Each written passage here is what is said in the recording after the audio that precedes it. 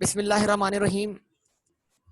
Last classes के अंदर हमने liability, provision, past event, obligating event कैसे होता है, लीगल ऑब्लिगेशन क्रिएट करता है या कंस्ट्रक्टिव ऑब्लिगेशन क्रिएट करता है, ये सारी बातें हमने कर ली थी और कुछ हमने इलस्ट्रेशंस रीड की थी IAS 37 से रिलेटेड।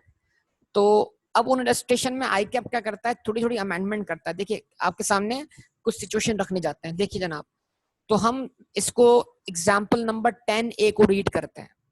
देखिए मैं आपके सामने एग्जाम्पल नंबर 10A रीड कर रहा हूँ। इसमें आपको पहचानना है कि पास्ट इवेंट क्या है, फिर क्या वो इवेंट ऑब्लिगेटिंग इवेंट है या नहीं, नंबर 2। नंबर 3, क्या वो आप पर लीगल ऑब्लिगेशन क्रिएट कर रहा है या कंस्ट्रक्टिव ऑब्लिगेशन क्रिएट कर रहा है, फिर आउटफ्लो प्रोबेबल है, रिलायबल एस्टिमेट है या नहीं। ये 3 बातें हमारे पास, ये 4-5 बातें जो हैं ये हमारे लिए क्या है, बड़ी इंपॉर्टेंट है। तो ये आपके सामने एग्जाम्पल है और इस एग्जाम्पल को मैं रीड कर रहा हूँ, तवज्जो से सुनिएगा जरा इस बात। आफ्टर अ वेडिंग इन 2010, 2010 में एक शादी हुई। की पॉइंट इज व्हाट,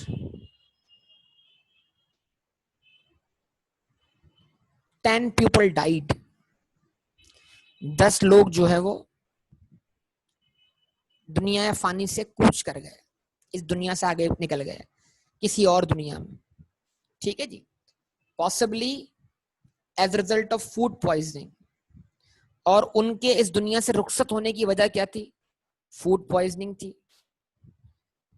और वो food poisoning from product sold by the entity.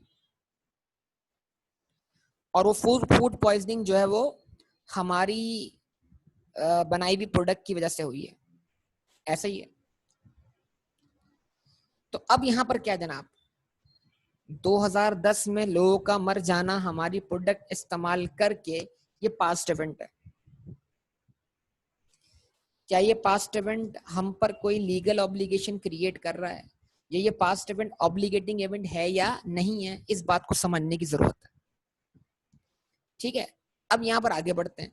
Legal proceeding are started seeking damages from the entity but it disputes liability. आपके खिलाफ कोर्ट में केस दाखिल हो गया और आपने इस बात को मानने से इनकार कर दिया कि फूड पॉइजनिंग आपकी प्रोडक्ट की वजह से हुई थी। Up to the date of authorization of the financial statements for the year to 31st December 2010 for issue, the entity's lawyer advised that it is probable that the entity will not be found liable.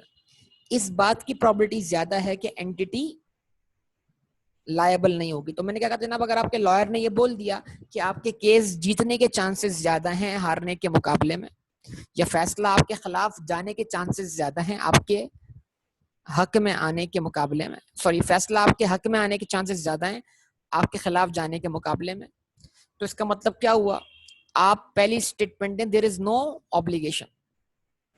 यानी इसका मतलब क्या हुआ कि जो past event है, लोगों का मर जाना फूड पॉइजनिंग की वजह से, जो कि आपकी प्रोडक्ट की वजह से हुई थी, तो एंटिटी ने जो प्रोडक्ट सेल की थी वो प्रोडक्ट सेल होना पास्ट इवेंट है, जिसकी वजह से फूड पॉइजनिंग हुई, जिसकी वजह से लोग दुनिया फानी से कूच कर गए, ये पास्ट इवेंट है।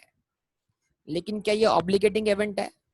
आप इसके ऑब्लिगेटिंग इवेंट होने में डिस्प्यूट कर रहे हैं और आपके डिस्प्यूट को सपोर्ट कौन कर रहा है? आपका लॉयर, लीगल एडवाइजर। और वो कह रहा है कि ये जनाब मेरे लिए कोई मसले वाली बात ही नहीं है, कोर्ट केस जीतना आपके हक में। तो आप भी बोल रहे भाई कि आप कोर्ट में ये साबित कर देंगे कि ये फूड पॉइजनिंग आपकी प्रोडक्ट की वजह से नहीं हुई, तो मतलब केस आप जीत जाएंगे। It means that there is no obligation as result of past obligating event. हमने कहा इवेंट पास्ट इवेंट तो है, लेकिन वो पास्ट इवेंट बेटा ऑब्लिगेटिंग इवेंट नहीं है। करेक्ट और नॉट? अब मैं इस टॉपिक को IAS 10 से कनेक्ट करना चाह रहा हूं कि भाई पार्ट ए में तो आपने बोल दिया there is no obligation as a result of past obligating event, जवाबी नो आ गया। और जो हमने डिसीजन ट्री भी देखा था उसको भी कनेक्ट कर लें, लेकिन पॉसिबल ऑब्लिगेशन तो है ना, यस और नो? भाई फैसला आपके हक में आने के चांसेस ज्यादा हैं बानिस्बत फैसला आपके खिलाफ जाए, तो अगर मैं बोलूं भाई फैसला आपके हक में आने के चांसेस 70% हैं और फैसला आपके खिलाफ जाने के चांसेस 30% हैं, इसका मतलब क्या है? पॉसिबल ऑब्लिगेशन तो है कि नहीं? रिस्पॉन्स अब आपका चाहिए होगा बेटा, बताइए पॉसिबल ऑब्लिगेशन है कि नहीं? Yes there is possible obligation. अब अगर आउटफ्लो रिमोट ना हो, रिमोट मतलब आउटफ्लो होने के चांसेस रिमोट अगर ना हो, यानी कि क्या हो, आउटफ्लो होना भी पॉसिबल हो, डिसीजन ट्री याद है, तो फिर हमें इस वाकये को डिस्क्लोज करना है बतौर कंटिंजेंट लायबिलिटी।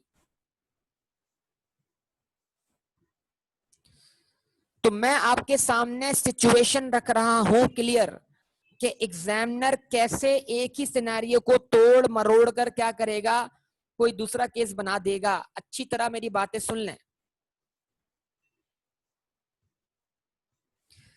तो इसका मतलब ये पॉसिबल ऑब्लिगेशन है, और अगर आउटफ्लो रिमोट नहीं है तो फिर क्या करना पड़ेगा? डिस्क्लोज करना है बतौर कंटिजेंट लायबिलिटी। और अगर आउटफ्लो रिमोट है तो फिर डू नथिंग, कुछ भी ना करो। क्या मेरे अल्फाज आपको क्लियर तौर पे समझ में आ रहे हैं? और ये अल्फाज समझने के लिए डिसीजन ट्री आपके सामने होना चाहिए। ये डिसीजन ट्री भी भूल चुके हम लोग ईद की छुट्टियों में। आपका रिस्पांस मिलेगा तो बात बनेगी। अच्छा बेटा अब समझो जरा बात को, मैं दोबारा बात करता हूं इसी हवाले से। अच्छा आगे बढ़ते हैं, अगला सिलसिला सुनो। रिपोर्टिंग डेट पर आपका लॉयर ये कह रहा था, मैं सिनेरियो यहां से चेंज कर रहा हूं, मैं अपनी कहानी सुना रहा हूं आपको। रिपोर्टिंग डेट पे लॉयर ये कह रहा था, सिनेरियो यहां से इसको बंद कर दो, अब मेरी बात सुनो, मतलब यानी इसको रोक दो, इसी सिनेरियो को बेस बनाकर मैं कहानी चेंज करता जाऊंगा। रिपोर्टिंग डेट पर आपका लॉयर कह रहा था जनाब के फैसला हमारे हक में जाएगा, हमारे खिलाफ नहीं जाएगा। तो आपने रिपोर्टिंग डेट पे बोल दिया नो ऑब्लिगेशन। लेकिन बेटा पास्ट इवेंट के ऑब्लिगेटिंग इवेंट होने की कंफर्मेशन पोस्ट रिपोर्टिंग पीरियड में मिल सकती है। मिल सकती है कि नहीं मिल सकती? अगर पास्ट इवेंट को आप रिपोर्टिंग डेट पे ऑब्लिगेटिंग इवेंट ना मानते हो, लेकिन कोई एक ऐसी डेवलपमेंट, कोई ऐसी खबर जो कहां लगे आपको, पोस्ट रिपोर्टिंग पीरियड में, तो IS 10 के हिसाब से पोस्ट रिपोर्टिंग पीरियड में होने वाला वाकया रिपोर्टिंग डेट पर मौजूद किसी भी पास्ट इवेंट को ऑब्लिगेटिंग इवेंट में कन्वर्ट कर सकता है। यस और नो? जवाब दें। तो पास्ट इवेंट ये था कि आपकी प्रोडक्ट की वजह से फूड पॉइजनिंग हुई और लोग दुनिया से चले गए।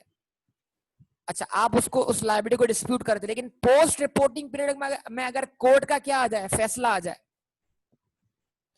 तो पोस्ट रिपोर्टिंग पीरियड में कोर्ट का फैसला आ जाना आपके खिलाफ इस बात का प्रूव है कि रिपोर्टिंग डेट पर ऑब्लिगेशन एग्जिस्ट करती है।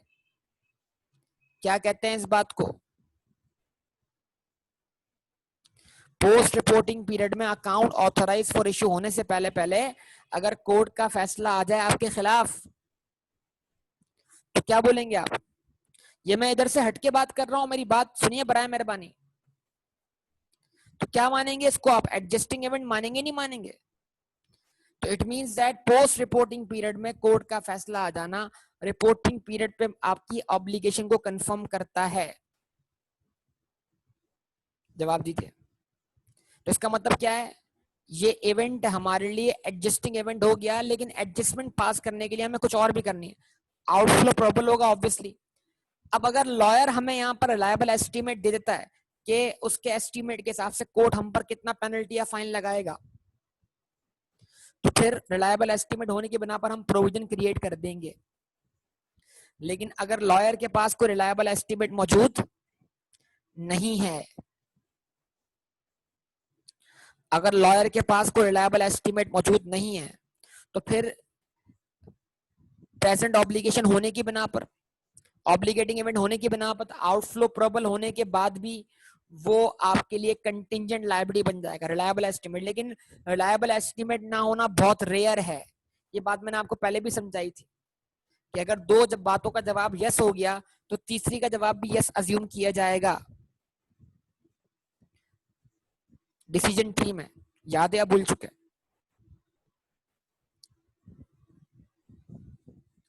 ठीक है, तो एक ही सिनेरियो को मैंने 3 तरीकों से डिफाइन कर दिया। अब इसका अगला पार्ट क्या था? अगला पार्ट ये था जनाब कि रिपोर्टिंग डेट पे तो कोई ऑब्लिगेशन एग्जिस्ट नहीं करती, ना ही पोस्ट रिपोर्टिंग पीरियड में कोई ऐसा इवेंट हो रहा है जिससे ये ऑब्लिगेशन कंफर्म हो जाए।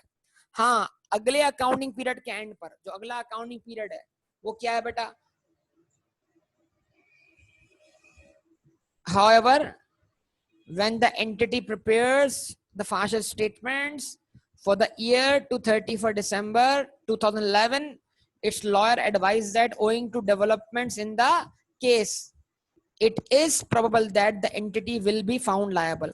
तब लॉयर कहता है कि भाई केस डेवलप हो चुका है, हमारे केस जीतने की प्रोबेबिलिटी कम हो चुकी है, हमारे केस हारने की प्रोबेबिलिटी बढ़ चुकी है। तो इसका मतलब ये हुआ कि 2010 के रिपोर्टिंग पीरियड में तो पास्ट इवेंट हमारे लिए ऑब्लिगेटिंग इवेंट नहीं था, लेकिन 2011 के रिपोर्टिंग पीरियड पर वही पास्ट इवेंट हमारे लिए ऑब्लिगेटिंग इवेंट बन गया केस के डेवलप होने की वजह से। There is present obligation as a result of past obligating event which creates what? Legal obligation. Yes or no? बताइए, जवाब दीजिए।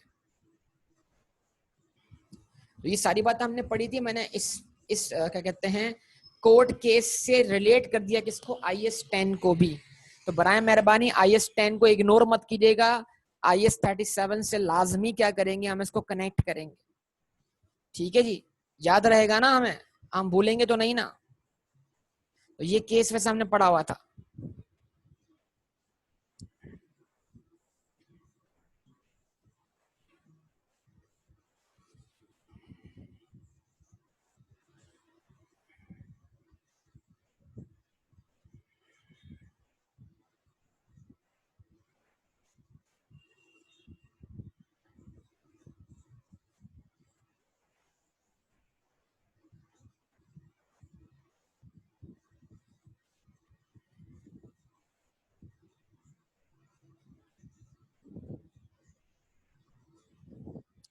अच्छा, एग्जाम्पल 2A 2B पढ़ चुके थे, अब एग्जाम्पल नंबर 3 पर आते हैं। Offshore oil field. Offshore oil field, ठीक है जी। आपको IAS 16 याद होगा, और IAS 16 में आप डीकमिशनिंग लायबिलिटी क्रेडिट करके उसका जो भी अमाउंट था उसको प्रॉपर्टी प्लांट इक्विपमेंट की कॉस्ट में डेबिट किया करते थे। डीकमिशनिंग लायबिलिटी बोले हैं, डिसमेंटलिंग कॉस्ट बोले हैं, अगर आपको याद हो। IAS 16 कहता है जनाब के एसेट को डिसमेंटल अगर किया जाएगा, और डिसमेंटलिंग करना अगर आपके ऊपर क्या ऑब्लिगेशन है, तो फिर जो भी डिसमेंटलिंग पे एक्सपेंडिचर होगा उसकी निकालें आप प्रेजेंट वैल्यू, वो प्रेजेंट वैल्यू आप एसेट की कॉस्ट में कैपिटलाइज कर दें और लायबिलिटी क्या कर दें? क्रेडिट कर दें। जवाब दें, ऐसी कोई बात आपको याद आ रही है आप सबको?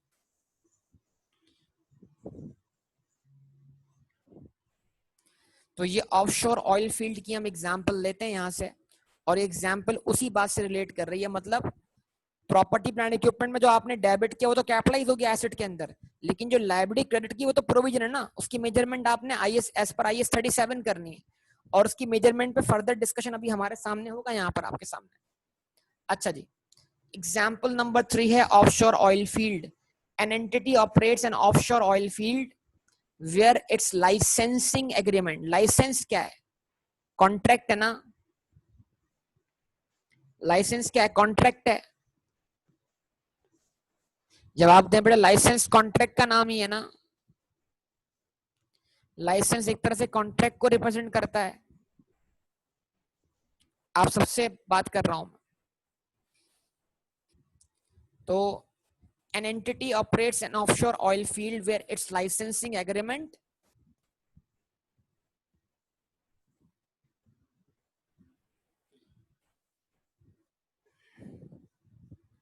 requires to remove the oil rig। ठीक है,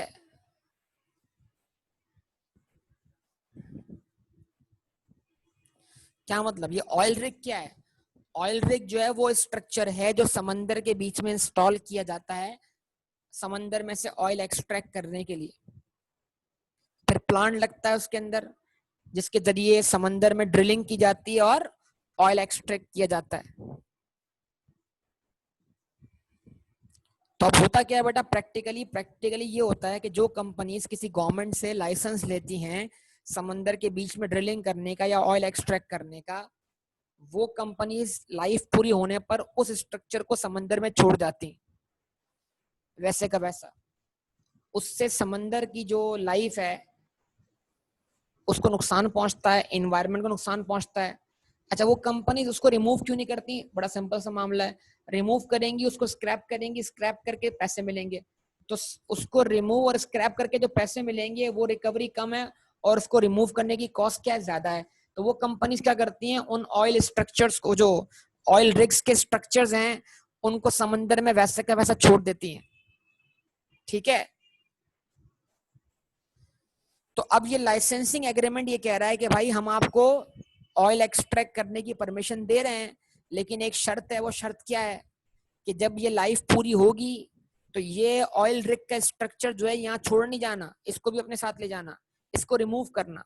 इसका मतलब ये है कि आपको ये स्ट्रक्चर इंस्टॉल करने की वजह से, अगर ये स्ट्रक्चर इंस्टॉल हो गया तो इस स्ट्रक्चर के इंस्टॉल होते ही आप पर इस स्ट्रक्चर को रिमूव करने की ऑब्लिगेशन क्या हो गई, क्रिएट हो गई।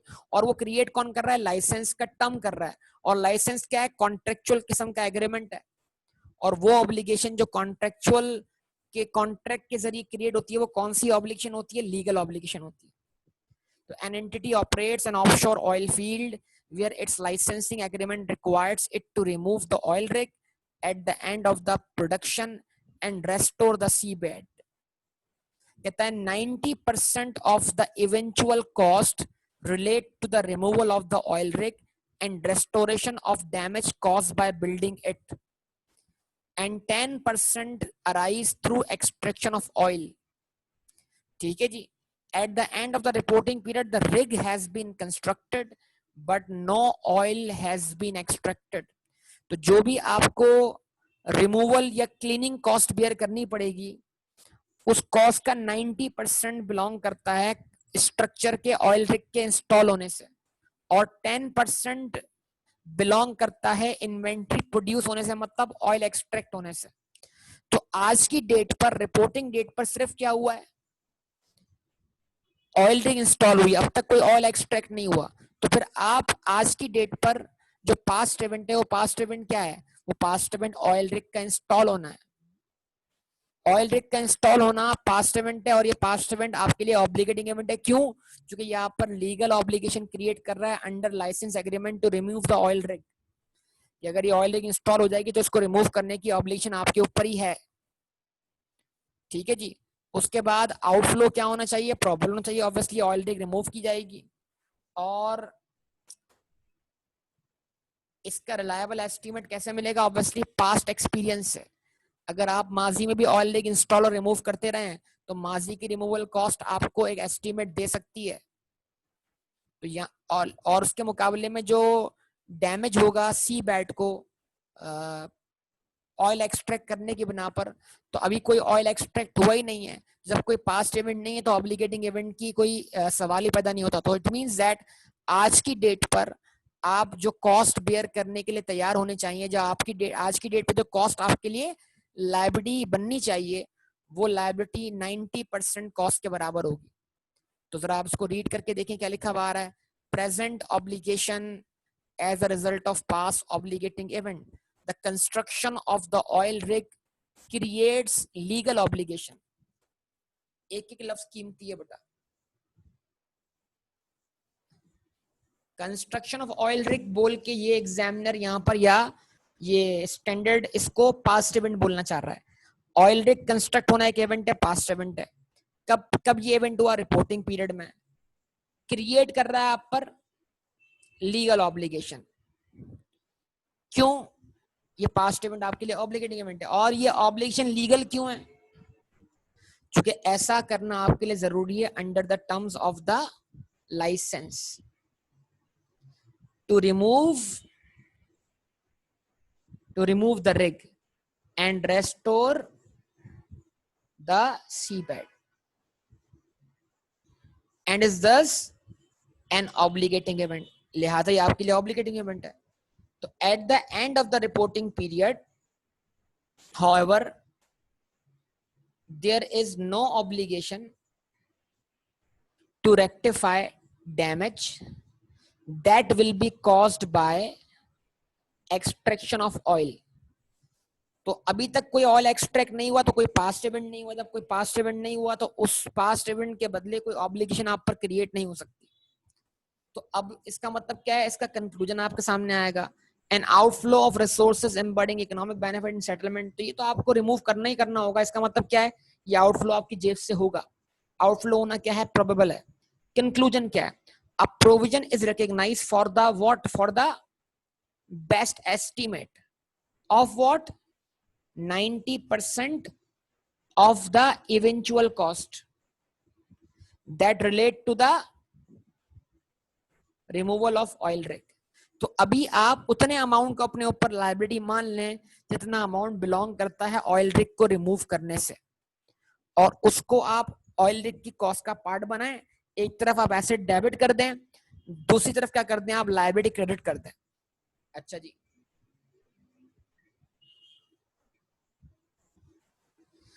उसके बाद ये बताया आपको, these cost are included as a part of the cost of oil rig. ये ट्रीटमेंट क्या IAS 37 में लिखा हुआ है, ये ट्रीटमेंट आप पहले पढ़ चुके हैं। तो एग्जामिनर को बताना है भाई जो ट्रीटमेंट आप पहले पढ़ चुके हैं, these cost are included as a part of the cost of oil rig. तो ऑयल रिग बतौर प्रॉपर्टी प्लांट इक्विपमेंट डेबिट होगा, उसमें डिसमेंटलिंग कॉस्ट भी क्या होगी, कैपिटलाइज होगी। तो एक तरफ एसेट डेबिट करना है, दूसरी तरफ लायबिलिटी क्या करनी है, क्रेडिट कर देनी है, प्रोविजन क्रेडिट कर देना है। उसके बाद the 10% of cost that arise through extraction of oil are recognized as liability when oil is extracted। नहीं, कभी भी आप एक टेक्निक देखें कि आपको कभी भी जो कम्युनिकेशन ना उसमें नेगेटिव टर्म सुनने को नहीं मिलेंगी।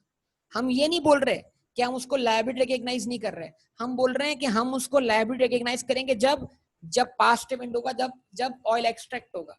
तो अब तक कोई ऑयल एक्सट्रैक्ट ही नहीं हुआ तो कोई पास्ट इवेंट नहीं हुआ, जब पास्ट इवेंट नहीं हुआ तो ऑब्लिगेटिंग इवेंट की बात हो ही नहीं सकती। इसको समझे, यानी कि हालांकि बोलना यही था कि 10% कॉस्ट को हम अभी लायबिलिटी के तौर पर रिकॉग्नाइज नहीं करेंगे, लेकिन ना का लफ्ज इस्तेमाल नहीं हुआ, बात हाँ में ही हो रही है। बिजनेस कम्युनिकेशन में आपको ही सिखाया गया है अवॉइड करना है नेगेटिव टर्म्स को। तो हमने कहा हाँ भाई, हम 10% कॉस्ट को भी लायबिलिटी के तौर पर रिकॉग्नाइज करेंगे जब उसका पास्ट इवेंट अकर कर जाएगा। और वो पास्ट इवेंट क्या है, ऑयल का एक्सट्रैक्ट होना। तो देखो अल्फाज कितने संभाल के इस्तेमाल कर किए गए हैं, लिखने वाले कितना संभल के लिखते हैं। इन बातों को सीखो ताकि आपको राइटिंग स्किल्स का आइडिया हो। तो इस तरह की बातें लिखते वक्त नेगेटिव टर्म्स को अवॉइड करना है, चीजों के लिए गुंजाइश निकालनी है।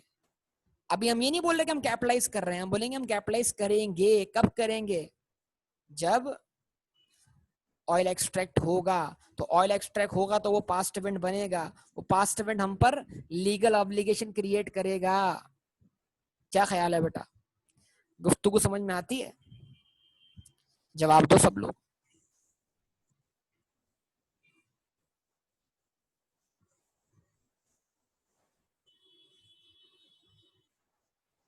अच्छा जी, ये सारी एग्जांपल्स मैंने आपको दी किस चीज की अभी तक, लीगल और कंस्ट्रक्टिव ऑब्लिगेशन की। एग्जाम्पल नंबर 1 पर आते हैं, वारंटीज। वारंटीज को देख लो।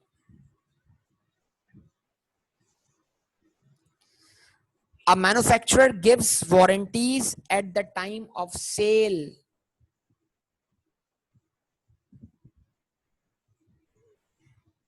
एक मैन्युफैक्चरर जो है आपको वारंटी देता है, कब देता है, सेल के वक्त। तो वारंटी क्या हो गई, कॉन्ट्रेक्चुअल टर्म हो गई। गुड्स बेचना क्या है, सेल खुद क्या है, एक कॉन्ट्रैक्ट का नाम है ना बेटा।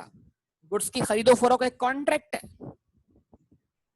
उसमें ऑफर भी है, उसमें एक्सेप्टेंस भी है, उसमें कंसिडरेशन भी है, तो वो कॉन्ट्रैक्ट है। तो उस कॉन्ट्रैक्ट में वारंटी की टर्म शामिल है कि नहीं है, कि मैं ये गुड्स बेच रहा हूं आपको, इसकी 1 साल की वारंटी है। मैं आपको गुड्स बेच रहा हूँ, इसकी 2 साल की वारंटी है। ये एसी ले जाएं, इसकी कंप्रेसर की 10 साल की वारंटी है। जनरल का एसी है भाई, ये सुनने में आ रहा होगा आपको। तो कोई 1 साल की वारंटी देता है, कोई 5 साल की वारंटी देता है, कोई 10 साल की वारंटी देता है। तो वारंटी एक कॉन्ट्रेक्चुअल टर्म है। अच्छा okay. Under the terms of a contract for sale the manufacturer undertakes to make good, यानी इस कॉन्ट्रैक्ट ऑफ सेल के तहत जो वारंटी दी गई है उसमें करना क्या है, to make good by repair और by replacement manufacturing defects that become apparent within 3 years from the date of sale. Goods बिकने के 3 साल के अंदर अंदर अगर कोई मैन्युफैक्चरिंग डिफेक्ट्स दिखाई देते हैं तो उनको या तो आपने रिपेयर करना है, या फिर आपने, अगर आप वो रिपेयर करने में नाकाम रहते हैं तो फिर आपने प्रोडक्ट ही रिप्लेस करके देनी है। ठीक है जी। अब इसका मतलब क्या है, आप प्रोडक्ट बनाते हैं, आप जानते हैं, आपका एक पास्ट एक्सपीरियंस है। आपका पास्ट एक्सपीरियंस आपको 2-3 बातें समझाता है कि भाई देखो 100% गुड्स तो हमारे पास क्लेम पे नहीं आएंगी। ऐसा ही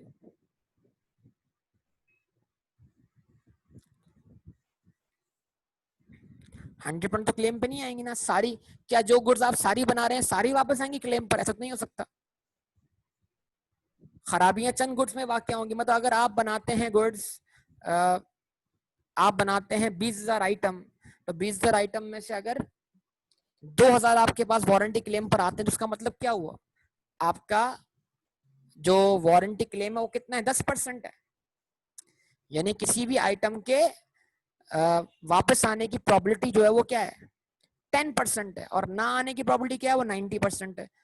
तो हम जो पास्ट एक्सपीरियंस है डेटा का हमारा, जो हमने प्रोबेबिलिटी में सीखा था माजी में, तो हम उसके जरिए क्या करते हैं, हम पॉपुलेशन को तोड़ते हैं 2 हिस्सों में, सक्सेस और फेलियर। कि किसी भी प्रोडक्ट के डिफेक्टिव होने की, जो हम आइटम बनाते हैं फ्रॉम लार्ज पॉपुलेशन, उसमें से 10,000 डिफेक्टिव होते हैं और 18,000 नॉन डिफेक्टिव होते हैं।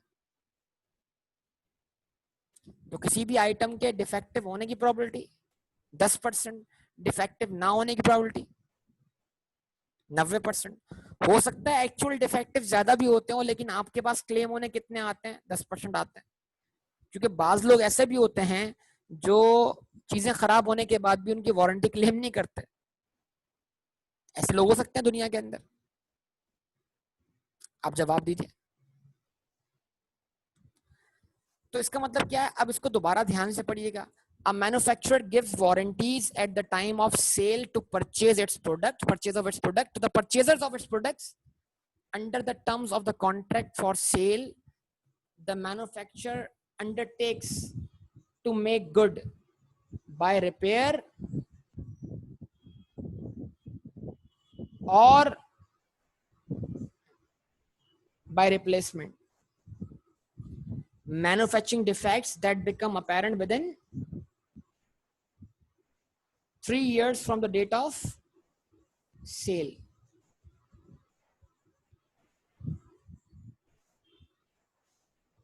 ऐसा ही है।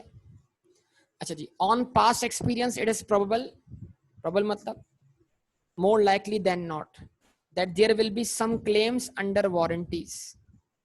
यानी आपका पास्ट एक्सपीरियंस कहता है कि जनाब कि इस बात की प्रोबेबिलिटी है कि आपके पास सम क्लेम्स होंगे, कुछ क्लेम होंगे।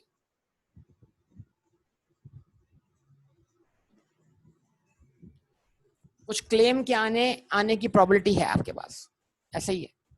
उसके बाद तो अब क्या जनाब, इसको हम एनालाइज कैसे करें? बड़ी सिंपल सा वे इसको एनालाइज करने का, देयर इज प्रेजेंट ऑब्लिगेशन, कि हम पर रिपोर्टिंग डेट पे ऑब्लिगेशन एग्जिस्ट करती है as a result of past obligating event. वो पास्ट ऑब्लिगेटिंग इवेंट क्या है, sale of products with a warranty which gives rise to what, legal obligation. तो यहां से जरा इसको पढ़ेंगे, present obligation as a result of past obligating event, the obligating event is a sale of the product. वो past event sale of product है जो हमारे लिए ऑब्लिगेटिंग इवेंट है, और वो हम पर लीगल ऑब्लिगेशन क्रिएट कर रहा है क्योंकि ये वारंटी एक कॉन्ट्रेक्चुअल टर्म है। An outflow of resources embedding economic benefit in settlement probable for the warranties as a whole। ठीक है, यानी आउटफ्लो होने की प्रोबेबिलिटी जो है वो क्या है, प्रोबेबल मानी जाएगी। ठीक है, अब इसका क्या मतलब, जाहिर सी बात है जो क्लेम्स आएंगे उनके उनके अगेंस्ट हमें पेमेंट तो करनी पड़ेगी ना, तो इस बात की उनकी पेमेंट्स होने के चांसेस क्या है, ज्यादा है ना होने के मुकाबले में, वो वारंटी सेटल होने के चांसेस ज्यादा है ना होने के मुकाबले में। तो जितने भी क्लेम्स हमारे पास आएंगे उनको हम क्या करेंगे, उनके आउटफ्लो को हम प्रोबेबल अज्यूम करेंगे। कंक्लूजन क्या है, a provision is recognised for the best estimate of the cost of making good under the warranty product sold before the end of the reporting period. ठीक है जी, तो मतलब क्या है, प्रोविजन रिकॉग्नाइज करें और जो आपका पास्ट एक्सपीरियंस है उसकी बेस पे इसका एस्टीमेट वर्कआउट करें। तो जब मैं एस्टीमेट की तरफ आऊंगा तो मैं वहां पर आपको इसकी कैलकुलेशन समझाऊंगा। अभी तो मैं सिर्फ आपको हर केस में obligating event, past event, legal obligation और कंस्ट्रक्टिव ऑब्लिगेशन समझा रहा हूँ। ठीक है जी, क्या ये गुफ्तगू समझ में आती है बेटा आप सबको? यहाँ तक बता दीजिए प्लीज मुझे आप। उसके बाद लायबिलिटी वो होती है जिसके अंदर आपके पास कोई रियलिस्टिक ऑल्टरनेटिव ना हो otherwise to settle the obligation. ऐसा ही है, अगर आपके पास कोई ऑल्टरनेटिव है तो इसका मतलब क्या हुआ, वो आपके ऊपर फिर लायबिलिटी क्रिएट नहीं करेगा। तो इसका मतलब क्या है, इस रियलिस्टिक ऑल्टरनेटिव वाली बात को जो मैंने स्केच में लिखा था मैं उसको एक्सप्लेन करने जा रहा हूँ। स्केच याद है ना आप सबको?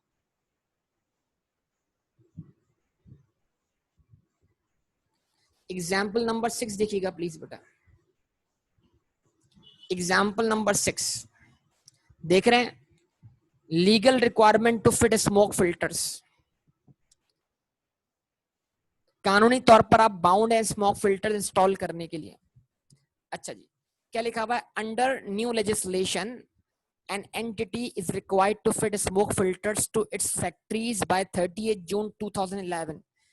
एक आपको नोटिस मिलता है गवर्नमेंट की तरफ से और गवर्नमेंट की कहती है कि अपनी फैक्ट्रीज में स्मोक फिल्टर्स क्या कर लीजिए, इंस्टॉल कर लीजिए 30 जून 2011 से पहले पहले तक। The entity has not fitted the smoke filters. उस एंटिटी ने अब तक कोई स्मोक फिल्टर फिट नहीं किया।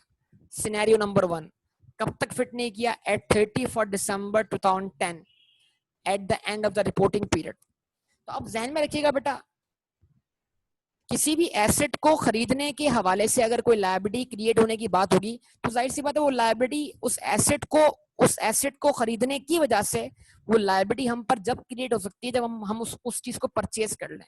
तो स्मोक फिल्टर इंस्टॉल करने की लायबिलिटी हम पे जब क्रिएट होगी जब हम स्मोक फिल्टर्स क्या कर लें, परचेज कर लें, तभी तो हम स्मोक फिल्टर की कॉस्ट के अगेंस्ट पेमेंट करेंगे ना बेटा, यस और नो।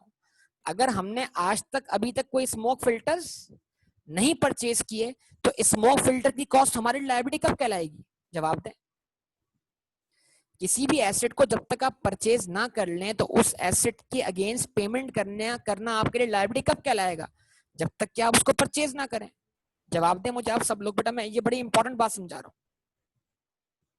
तो यहाँ अगर आपने अब तक कोई स्मोक फिल्टर परचेज नहीं किए तो कोई पास्ट इवेंट नहीं हुआ। जब कोई पास्ट इवेंट नहीं हुआ तो वो आपके ऊपर कोई ऑब्लिगेशन क्रिएट नहीं कर रहा। तो ये बड़ी इंपॉर्टेंट एग्जांपल है, इसको अच्छी तरह ठहर के समझिएगा जरा अच्छी तरह। अच्छा जी, the entity has not yet fitted the smoke filter, मतलब यानी कि अब तक आपने कोई स्मोक फिल्टर फिट नहीं किया। भाई कब तक फिट नहीं किया, 31 दिसंबर 2010। आपको कब तक फिट करना है, 30 जून 2011 तक। तो इट मींस दैट गवर्नमेंट की दी हुई डेडलाइन अभी पास नहीं हुई। लेकिन यहाँ पर डेडलाइन का इशू नहीं है, यहाँ पर स्मोक फिल्टर फिट करने की लायबिलिटी जब तक क्रिएट नहीं हो सकती जब तक कि मैं स्मोक फिल्टर खरीद ना लूं और उनको इंस्टॉल ना कर लूं। ये बड़ी सिंपल सी बात है। तो present obligation as a result of past obligating event, there is no obligation because there is no obligating event for the cost of fitting smoke filters। ये देखो इस लाइन को समझो, क्योंकि मैंने अभी तक कोई स्मोक फिल्टर्स क्या किए, खरीदे नहीं, ना ही उनको इंस्टॉल किया, तो उन स्मोक फिल्टर की इंस्टॉलेशन और परचेज कॉस्ट मुझ पर लायबिलिटी क्रिएट नहीं हो सकती। तो वो इवेंट जो मुझ पर cost of fitting smoke filter को क्या बनाता, लायबिलिटी बनाता। वो क्या होता, वो स्मोक फिल्टर का परचेज करना और फिट करना होता। लेकिन अब तक ना मैंने कोई स्मोक फिल्टर परचेज किए हैं, ना मैंने उनको फिट किया है, तो लिहाजा कोई पास्ट इवेंट अकर ही नहीं हुआ जो मुझ पर ऑब्लिगेशन क्रिएट करे। अच्छा, अब दूसरा मसला है नॉन कंप्लायंस ऑफ लॉ, कि डेडलाइन अगर पास हो जाए और मैं अब तक ये इंस्टॉल ना करूं तो फिर क्या होगा, गवर्नमेंट क्या करेगी, आप पर फाइन या पेनल्टीज लगाएगी।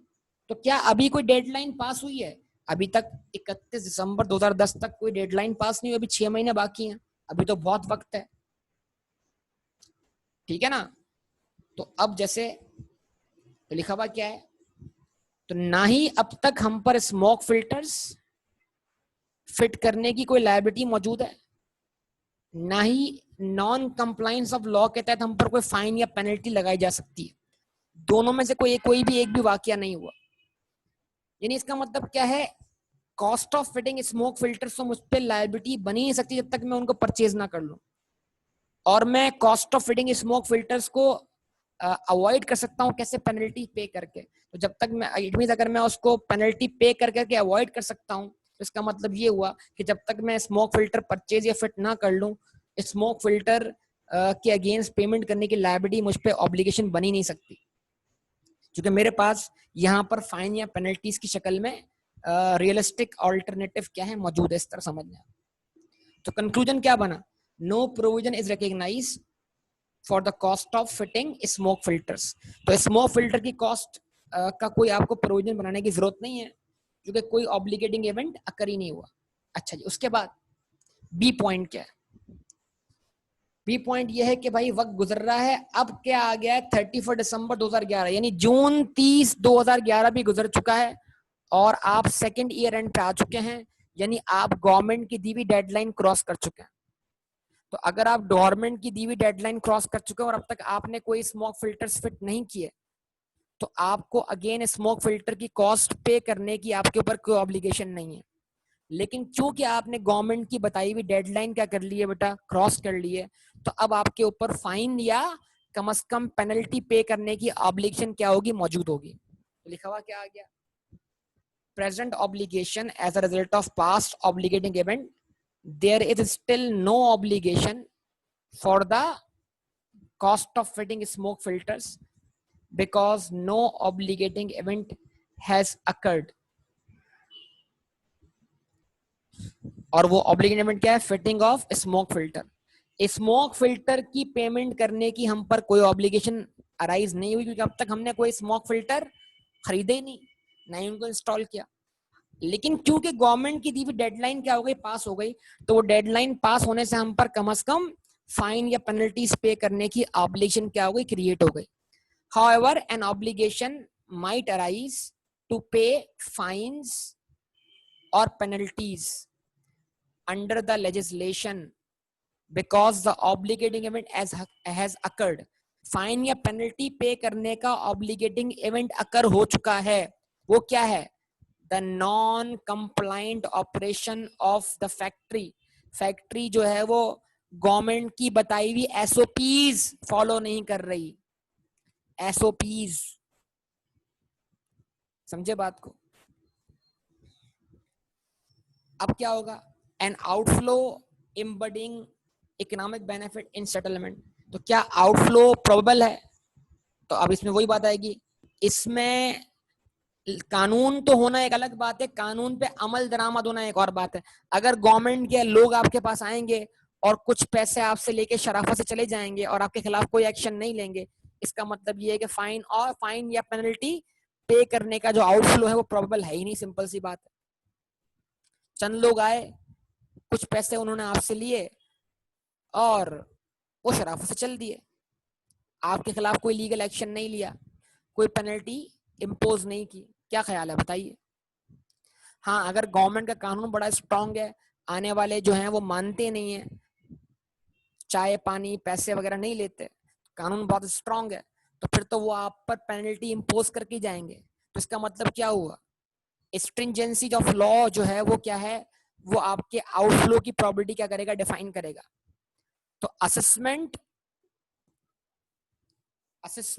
Of probability of incurring fines and penalties by non-compliant operation depends on the details of the legislation, details of the कानून की तफसीलात and the stringency of the enforcement regime. कानून के अंदर कोई और रास्ता ना हो पेनल्टी से बचने का, नंबर 1। नंबर 2, चलो कानून में तो रास्ता नहीं है, लेकिन कानून पे अमल दरामद कमजोर है, लिहाजा हम इस फाइन या पेनल्टी पे करने से बच जाएंगे, तो फिर आउटफ्लो प्रोबेबल नहीं कहलाएगा। लेकिन अगर कानून स्ट्रॉन्ग मतलब स्ट्रिक्ट है, कानून जो इम्प्लीमेंट करने वाले हैं वो रिश्वत वगैरह नहीं लेते, उन पे अमल दरामद करते हैं, तो फिर इसका मतलब क्या है, फिर फाइन या पेनल्टी लगने के लिए जो आउटफ्लो होगा वो क्या होगा, प्रोबेबल कहलाएगा। ठीक है जी। तो जवाब क्या बना है इसका? जवाब ये बना, no provision is recognised for the cost of fitting smoke filters. Smoke filter के लिए तो आपको कोई प्रोविजन रिकॉग्नाइज नहीं करना, क्योंकि अब तक आपने कोई स्मोक फिल्टर परचेज नहीं किया, नहीं उनको इंस्टॉल किया, तो उसकी कॉस्ट बेयर करने की आपके ऊपर कोई लायबिलिटी एग्जिस्ट नहीं करती।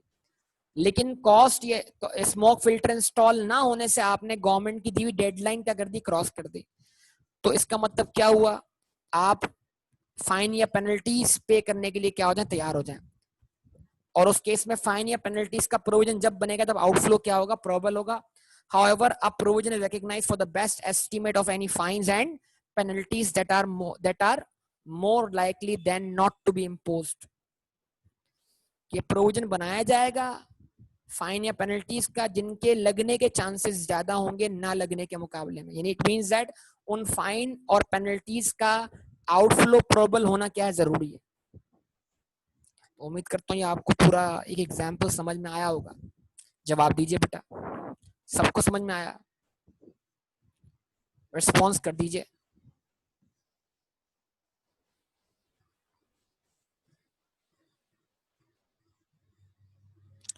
ठीक है जी, तो इसको मैं यहाँ पे स्टॉप करूंगा, इंशाल्लाह बाकी डिस्कशन होगा अगली क्लास में। ओके, अल्लाह हाफिज।